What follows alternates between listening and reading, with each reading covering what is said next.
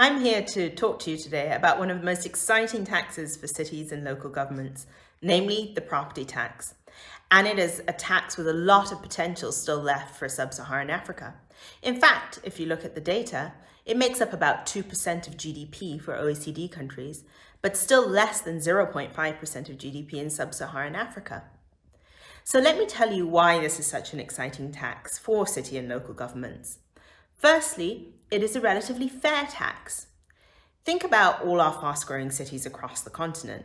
As people move to the cities and property prices rise as a result, that is publicly created value. There's not anything any single individual did to create that rise in value, but in fact it was created by all the people moving to the city and the supply of property not being able to keep up with the demand.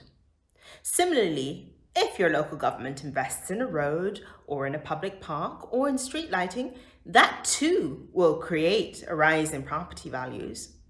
But again, that property value had nothing to do with the property owner's intervention, but actually was financed by the local government and financed by other people's taxes, again, publicly created value. So it is only fair to capture some of that value back to be able to invest it into the public. Similarly, if that investment happens, and this is the second reason why this is a fantastic tax, if that investment happens, there is a direct line of accountability from local infrastructure and public services to the tax itself. People can see what their taxes bring them and therefore can hold their local governments accountable for this. Thirdly, if this process works well, it can create a virtuous cycle. Imagine you have a property. There's investment by your local government, for example, in the road, the property prices rise, the local government captures some of that rise in value through the property tax. It can then invest much more into your neighborhood, creating a further rise in value, creating further ability to invest in infrastructure and services, and so on and so forth. Therefore, it can be a self-sustaining, virtuous cycle tax. Fourthly, it is relatively equitable in the sense that property owners tend to be richer, and they tend to be, in most systems, the people who pay the tax.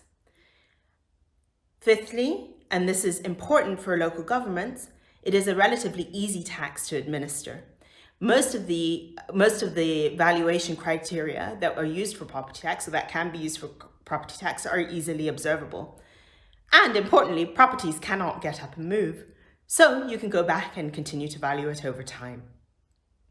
With 2/3 of African cities yet to be built between now and 2050, we're going to have, and we already have, large requirements for infrastructure and services to service all those people who are going to be moving there, but also those people who live there now.